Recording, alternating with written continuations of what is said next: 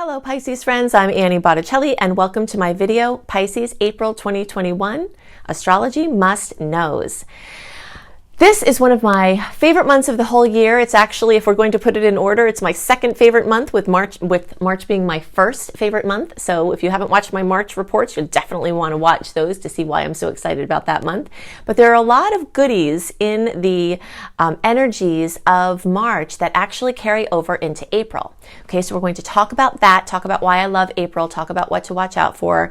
And we're also going to go extensively into certain things that are just for Pisces, what areas of life are being accentuated, what you can expect from the movement of the planets through those sectors of your life, and some really special aspects that are being made that give some extra special kisses to Pisces. So we'll talk about when those will be and what you might see from those. I want to give you a quick admin note. If you want to have more information, like the sweet and salty dates, all of the aspects, what you can expect, what the general overview of the month, written, delivered into your inbox 1 month early, then you definitely want to sign up for my free email newsletter at anniehelpsyou.com, and you get all kinds of other goodies when you do that, including my 2021 Happy Scopes, which is an in-depth look at all of the months of 2021. So if you want a sneak peek into the rest of the year, you definitely want to sign up for my free email newsletter at anniehelpsyou.com. Okay, so now let's talk about why I'm excited about this month. So the first reason is because we also have more sweet aspects than salty ones this month. This is something that went on in March. In March, we had way more sweet aspects than salty ones. This one, it's not as much of a landslide, but unfortunately for 2021, it's actually a rarity to have more sweet aspects than salty ones. So we're going to really celebrate those times when it happens. Another thing that's similar about this month that I love about March as well is that we don't have any of the heavy hitter, difficult outer planet combinations that had become the norm in 2020 and January and February of 2021. So we've kind of got a lightness there where we're not working with those heavy, monstrous connections that just ripple effects from the global down to the individual level. So April is free of that energy. And in some ways, I like April even more than March, and there are two reasons for that. One is that the whole month is completely free of retrogrades. With March, we had to wait till mid-month for the sleepiness of the post-retrograde to kind of get things going again and get the clarity going again. But in April, we have restored certainty, increased clarity, the capacity to see further and plan further. We haven't had this capacity for a really long time to be able to see more than a step ahead of us. And towards the end of March and all of April, we're really getting that optimism, that clarity, that capacity to plan, even if certain things aren't happening yet. Seeing when they might actually fall in line and happen is going to be much easier in April. So that's something that I like even better about April. Something else that I like even better about April as far as forward movement is that we've got all of this amazing fire energy. And fire means momentum. And so we are definitely needing some momentum and forward movement with all of the stagnation and the heaviness that has been going on. And we started to get a glimpse into what that's going to look like in March, but we're going like full bore with these Aries planets. And, having started the new astrological year at the end of March, we're sort of blazing forward into April. So it's a time for supercharged ambition. It's a time for renewed energy. And again, the clarity of where to apply that new found energy. Okay, so let's see. So the fire energies specifically for Pisces have to do with, forcing you to action. We'll just put it that way. When fire combines with your water, sometimes the invitations or sometimes the impetus to move forward isn't always welcome or polite. But you will be getting, motivated from either necessity or for other reasons. So in the first half of the month, the way that the fire energies will affect Pisces, like I said, might feel a little bit intrusive, might feel a little bit pushy. There might be somebody embodying that energy where they're intrusive or pushy, or just in general, you're feeling pushed and, intruded upon. But the way you can make lemonade out of this is by putting your pride aside and really trying to hear what the other person might be trying to convey to you. If you can get past, the rudeness of how it's being said, the jostling, your oversensitivity, to how it feels. If you can get past that, there might be some gems in what that person or situation is telling you. And if you can just take that, then you can really make lemonade out of this. And as the month goes on, this should get easier because the Taurus energies are also about action. So you've got this month between Aries and Taurus. They're the two fire action, fire and earth action, get stuff done, productive energies. But the Taurus energies blend better with Pisces because they make this beautiful 60-degree angle. And the 60-degree angle is very key this month in general because everyone in the zodiac from the general transits have this 60-degree angle. And I'll explain what this means in a second. But you, as a Pisces, have even more of this energy because as the planets start moving through Taurus, they're making these 60-degree angles with your sign. So it's not just the general sextiles, they're called, in the sky, but it's also the ones that are being made to your placement. And so the 60-degree angle means you have ingredients on a counter or opportunities come to you, and you have to make a dish with the ingredients on the counter. It's the kind of energy where you can feel possibilities crackling around you, but you actually have to activate them. Okay, so just remember that. You have to seize the moment and be kind of like the rattlesnake. I always like, putting things back to animal totems and the energetics of what the animal spirits are telling us. And so it's like, sometimes you have to make a swift, decisive action on something, and this is that month. But what's great about it is that lots of opportunities will be around, and it's the perfect time to activate potentials that come your way. So something else that's really notable about this month and is different compared to March is that we are going to have eclipse rumblings start. Okay, so 4 to 6 weeks before an eclipse cycle begins, in this case, at the end of May, May and June, we've got 2 eclipses. We're back into the Sagittarius Gemini eclipse focus. And eclipse time brings radical change, dramatic endings, brilliant new beginnings. It can bring stress, it can bring anxiety, it can bring uncertainty, but we're not quite in the eclipse season yet. That's May and June. We'll kind of be cast back there. This is a month of more certainty. April is. But what you will feel is the rumblings. Okay, so storylines that began in the middle of 2020 that might have sort of faded in the backdrop and then came back again in a big way at the end of 2020, beginning of 2021, then kind of faded a little bit.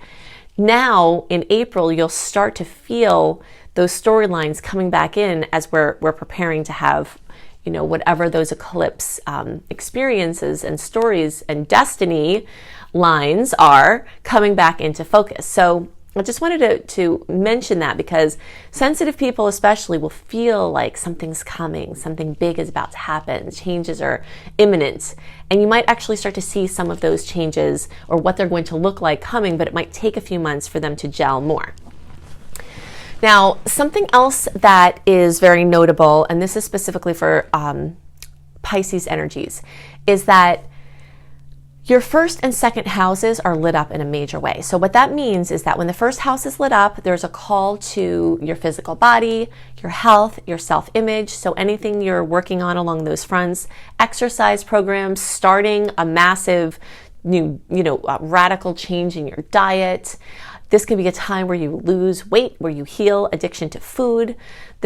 Or anything else for that matter. And this is also a time where your recognition work that you've done you might get acknowledged for it, or you might start to get a better sense of what it is you're here to do, or what you're trying to do, or what you're wanting to be known for, and you can take really great action on that at this time. Now, when the second house is lit up as it is for you at this time, that is a money house. So you start asking the questions about your income. How can you make more money? Are you working too much? Are you not working enough? These types of questions. Do you need to be saving more? Do you have to revamp your budget? What does your future planning look like? How can you make more income? what things can you cut out so that you have more money without even making more money? You know, just sort of moving things around that way. And this is also going to have to do with sustainability projects, like, you know, anything where your imprint is becoming less, so where you're moving forward to more sustainability from an environmental perspective. Okay, so the last 10 days of the month, we've got 3 connections with the planet Uranus, from Venus and then Mercury and then the Sun. They're all going to sit right on the planet Uranus. And that's going to happen over the, you'll feel those energies over the last 10 days or so of the month.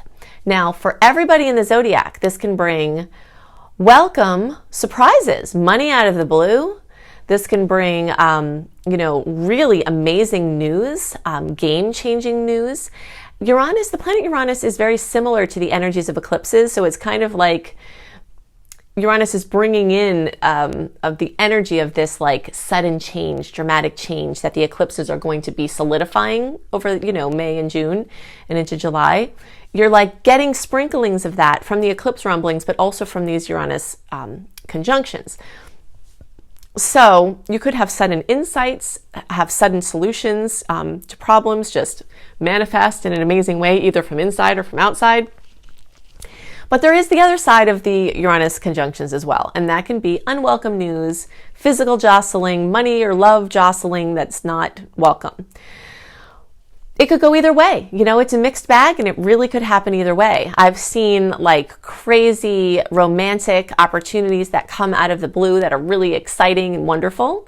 And I've seen people get news about, their partner that is not welcome and, changes things. So that's the kind of energy we're working with in the last 10 days, especially of the month, with these connections. But for Pisces placements, this is especially could be especially positive.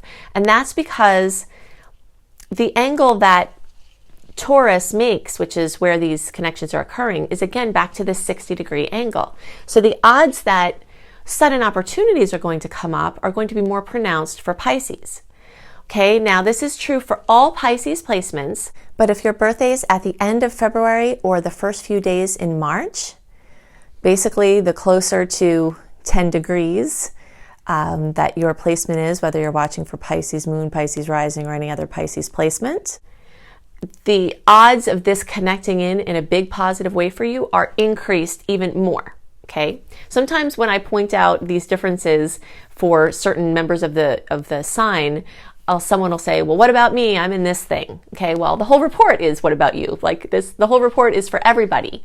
And this potential is there for every Pisces placement, but it's just increased in odds of being very favorable. But if your birthday is at the end of February or the first few days in March, or if you know your degrees, if you're watching for your Pisces rising or Pisces moon or another Pisces placement, then the closer to 10 degrees you are, the more likely you are to have a positive impact from this series of connections, because they're all going to hit at 10 degrees. So the closer to 10 degrees you are, you're going to get, Venus, Mercury, and then the Sun connecting. Okay, so in general, it's, like I said, it's in many ways, I'm calling it my second favorite month of the year, but there are certain aspects about it that I like just as much as my first favorite month of the year, which is March. And I went through the details of why that's true. And this is going to be a month to get stuff done. It's going to be a month where the lollygagging and the not knowing and the uncertainty and the confusion and not knowing what's happening and not having a plan and not being able to make a plan, this month is going to be a major turning point in those energies. And even though the eclipses in May and June are going to cast us, back into a little bit more high emotion and uncertainty, we've got this kind of sweet spot here in April where you can start to feel good about trying to get some things done, and things can gel in a really magical way. So the one nuisance factor is that fire element that I mentioned earlier, which could mean like you have a little bit of an unwelcome push, or your motivation might be coming from a place that's being forced. But as the month goes on, you can sort of get the better end of that as the Taurus planets start making nice aspects for you, and you either settle into the disruption that caused the impetus, or that things just start to seem a little bit smoother and kinder as they're like pushing you along. So anything you have to do that's important, weddings, engagements, business deals, buying a home, selling a home, anything having to do with launches, like bringing your product out into the world. This month is one of my favorite months of the whole year for this. So definitely want to, really capitalize on that. One more thing that I want to mention has to do with the full moon on April 26th. Now, the full moon happens on the 26th. It could be a different day depending on your time zone, but around there. We often feel the full moons days before. I know that sometimes I can't sleep 2 or 3 days before the full moon, and so it's like a range of time in the days around April 26th.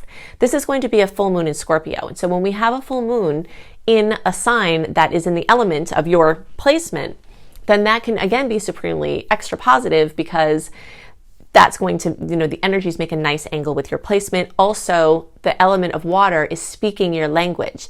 Everything is a language. Astrology is a language. And within the language of astrology, there are different languages being spoken by the planets and the signs, etc. And the elements. And so whenever placements are moving through a sign that's speaking your language, like the Taurus placements will be for you, like this full moon in Scorpio will be for you. It's just, that good feeling of like, okay, I understand what you're saying and thank you, and I resonate with that. So you have an increased odds of, something coming to fruition in a big way for you at that time.